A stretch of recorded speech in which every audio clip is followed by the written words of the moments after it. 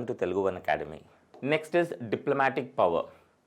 Diplomatic power, as we all know, President would represent our country at many international platforms. So you take any international platforms, like we have United Nations Organization, we have World Bank, IMF, we have many other international bodies where if there is a meet the president, if he is participating in such meetings, the president would represent entire country. So the president has the diplomatic power in this sense. The president also appoints various ambassadors to different countries, and the president would also receive the guests or the dignitaries of other countries. It's a protocol. If the president of other country is arriving, then the president of India would receive such dignitaries. He appoints many ambassadors to various countries, and the ambassadors ante దౌత్యులు వేరే దేశంలో మన presence, మన officers ఉన్న వాళ్ళని దౌత్యులు అంటాము. అది ఒక friendly relations maintain చేయడం కోసం మనము ఇలా అపాయింట్మెంట్ చేసుకుంటాము. Importantly we have Indian foreign service officers who are the diplomats in other countries. So those diplomats also would submit many points or many papers to the president regarding the relationship between those countries with India. So to maintain a friendly relation, to maintain the relation which could boost the many sectors, be it economic relations, defense relations, or other relations, so that we as a world aspiring leader would generally have.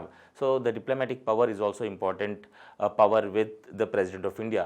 The President of India would act parallel to the Ministry of External Affairs when we talk about the diplomatic power of the President of India. So international treaties and agreements are signed in the name of the president. The president would sign such agreements because the agreements, irrespective of the government of India, whatever the party is in ruling or the government, the agreements are made in the name of the country, and as president represents the country, all those agreements, decisions are taken in the name of the president. So negotiated and concluded on behalf of the president. If the president is not personally there, the prime minister generally, or any other minister also, if a responsible person is sent to such meetings to sign such agreements, then it would be signed on behalf of the President of India. And those things are subjected to the approval of the parliament. Again, the parliament need to approve those agreements. Because we are a democratic country, we are not monarchical, so all those decisions taken by the president or the council of ministers or cabinet ministers will come to the discussions in the parliament. As we remember, there was a discussion on 123 agreement when we have signed agreement with the United States of America. When Prime Minister Manmohan Singh, there was a lot of debate and discussion in the parliament also, and there was also no confidence motion introduced in the parliament. So many such actions of the government would be discussed in the parliament, and the parliament has to approve such bill. If the bill is not passed, then such agreements would not continue. So president represents India on international forums. He sends and receives diplomats like ambassadors, high commissioners, and so on. This we have discussed. Okay, that was the diplomatic power. And when we say military powers, we all know president is the supreme commander of all the three forces, that is Indian Army, Indian Navy, and Indian Air Force. So ఈ మూడు దళానికి అధిపతి మన president, రాష్ట్రపతి. కాబట్టి రాష్ట్రపతి చేతిలో చాలా ఎనార్మస్ పవర్ ఉంటుంది, military powers. Enormous power has given to the president. Again we need to know that the president acts on the advice of the council of ministers. The president do not act independently. But when we say all these forces, chiefs are appointed by the president. ఈ ప్రతి మూడు సైనిక దళాల యొక్క చీఫ్ని president appoint చేస్తారు. వాళ్ళ ఆఫీసర్స్తో కూడా ప్రెసిడెంట్కి మంచి కమ్యూనికేషన్ ఉంటుంది. ఎందుకంటే ప్రెసిడెంట్ కమాండర్ కాబట్టి ఇక్కడ చీఫ్ కమాండర్ ఈ మూడు ఫోర్స్కి కమాండర్ ప్రెసిడెంట్ కాబట్టి definitely the president has to have a good communication with the chief and other important officers. Again, the defense minister should also have a direct accountability to the president.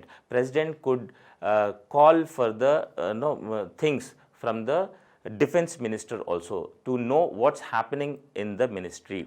So the war are also declared under the name of the president. If the war has to be declared, it is president who have to sign such declaration, and the peace is also made in the name of the president.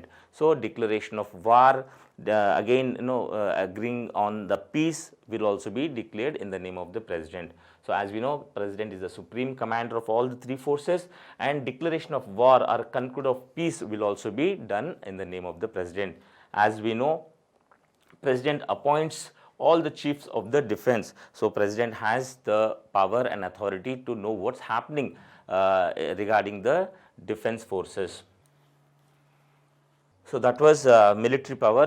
Military power is also again the power where the Indian security is to be protected. Where there is a threat, where there is a threat to the sovereignty or security of the state, it is the president who would generally want to know what has to be done, and if there is a need to declare war, then it should be the president who have to ultimately sign, though on the recommendation of the Council of Ministers. Again, when we say defense powers, it is very close to emergency power under Article 352, because national emergency may be on the basis of external aggression, armed rebellion and all. So here again the president has very important role to play. The president would declare national emergency under Article 352 depending on the grounds like external aggression and armed rebellion. Whenever the president feels that there is a threat to the security and sovereignty of the nation, then on the advice of the Council of Ministers, the president would declare national emergency. So here national emergency is true, and whatever in a national emergency, the president not only after attack on the nation, or not only when there is a attack or war declared on our country, before also the president could take this action, that is imposition of national emergency. When the president sense that there are the possibility of attack on our country, before declaration of war by other countries also, the president would generally impose national emergency on the grounds of war and external aggression. And again we have a president's rule here. This is where the president has to act very sensibly. That is, the president not only generally listens to the advice of the Council of Ministers for imposing of president's rule. President's rule here, which is under Article 356 and Article 365. 365 declares a grounds on the basis of the president's rule in the state. As we all know, we are a federal structure. Every state has got its own assembly. So directly elected assembly is there in every state, but sometimes the state could not function according to the constitution. That is, there might be a breakdown of the constitution in the states. So in such situations, the governor of such state can request the president to have a president rule in such states. So the recommendations of the governor is again discussed in the cabinet or the Council of Ministers, and on the advice of the Council of Ministers, the president would impose president's rule in that state under Article 352. So breakdown of the constitutional machinery is one ground on which the president rule is imposed. The other ground may also be that whenever the guidelines of the union government, that is the guidelines of the union government are not followed by the state governments. Though we say we are a federal country, but we are not completely federal as the federalism followed in United States of America. Our federalism is have a bent towards a union government. We say union government is important here. Most of the powers are given to the union government, and imposition of president rule also one of such power which is in the hands of the parliament or a union government, where it is necessary that the country should have a uniformity. Our states cannot take unilateral decisions which affects the sovereignty, unity and integrity of the nation. So whenever the union government feels that any state which is not following the guidelines of the union government, then again on the recommendation of the governor, the union government could impose president rule in various states. And as we all know, it is the testimony of the history that at many times the president's rule has been misused. So the president's rule has also been misused. But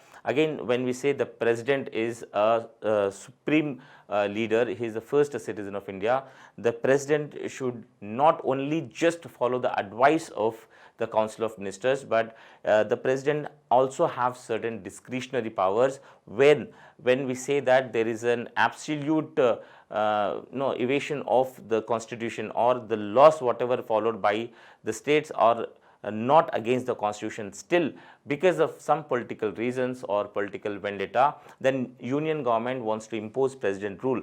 The president has to stop such actions of the union government. So that was president's rule. When we discuss emergency power, it's perhaps a important thing what we should understand, because many questions both in prelims and also in mains would appear from emergency provisions.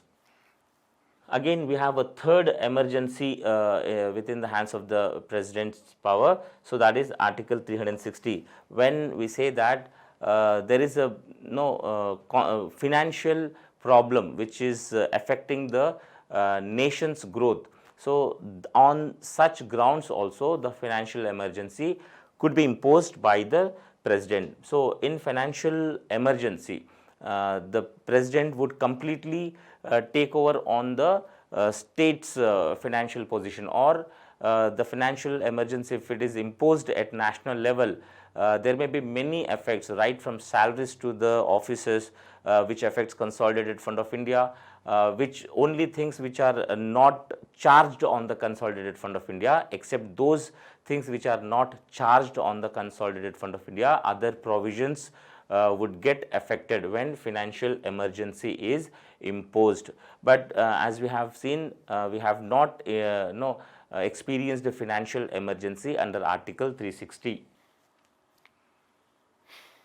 So here when we say national emergency, on what grounds the emergency has been imposed or proclaimed should be rest in the House of the Parliament. So those reports should be laid before the Parliament. So national emergency proclamation, here again there would be a discussion in the Parliament, and when we discuss emergency, which is a separate chapter, we would be going into the detail of that.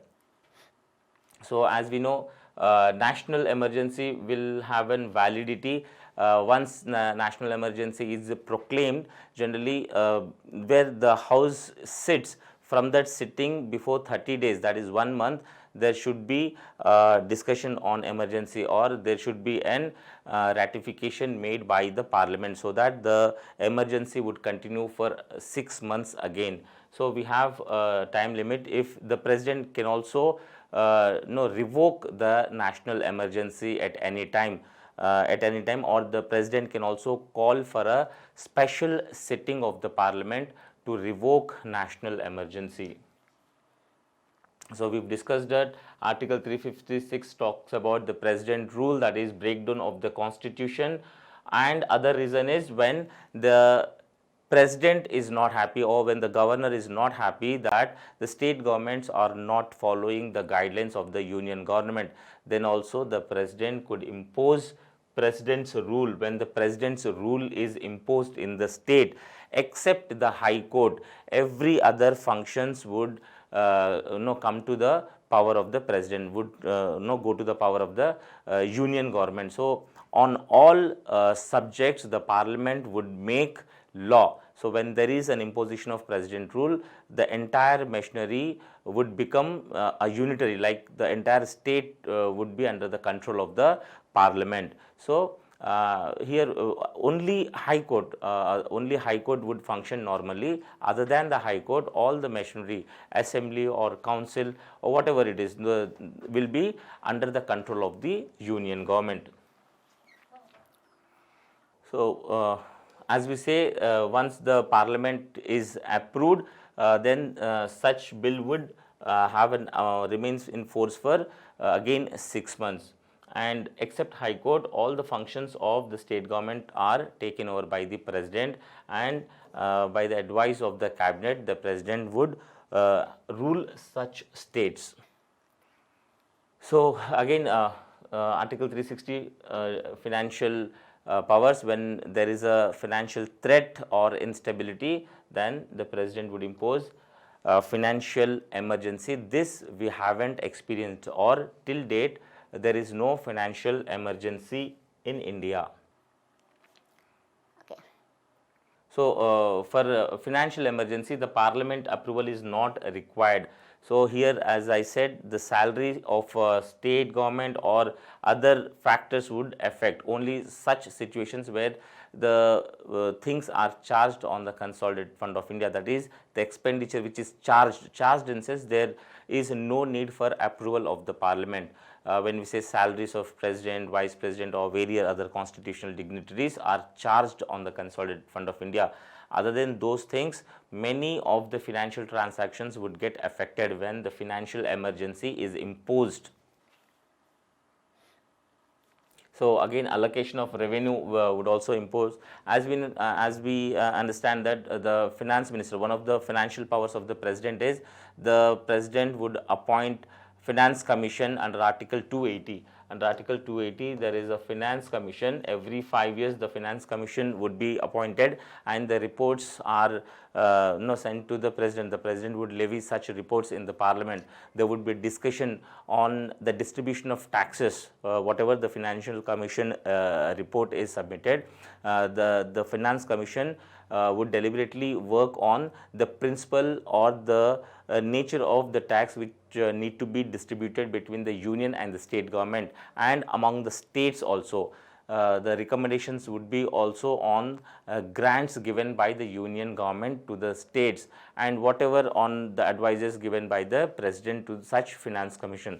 So under the financial powers, we have finance commission also, which decides here in financial emergency where we are taking, the financial emergency would also decide on allocation of revenue between the central and the state government. So everything, generally all the matters concerned of a financial would get affected when there is an imposition of financial emergency.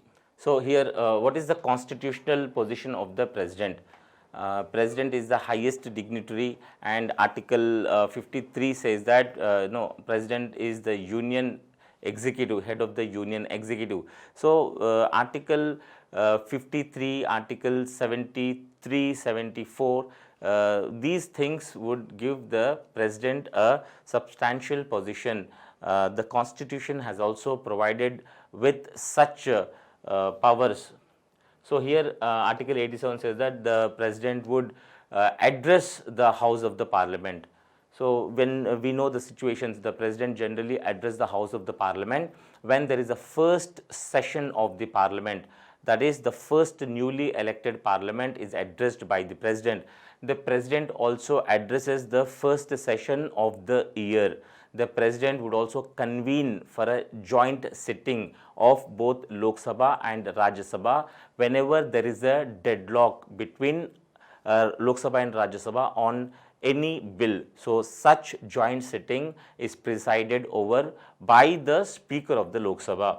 So the president has many power regarding to this. As we know, Article 53 talks about the executive powers of the union, and as we know that president is the executive head of the nation. So Article 53 under Constitution gives enormous power, enormous executive power to the president, right from appointing Council of Ministers, appointing Prime Minister, appointing many constitutional dignitaries.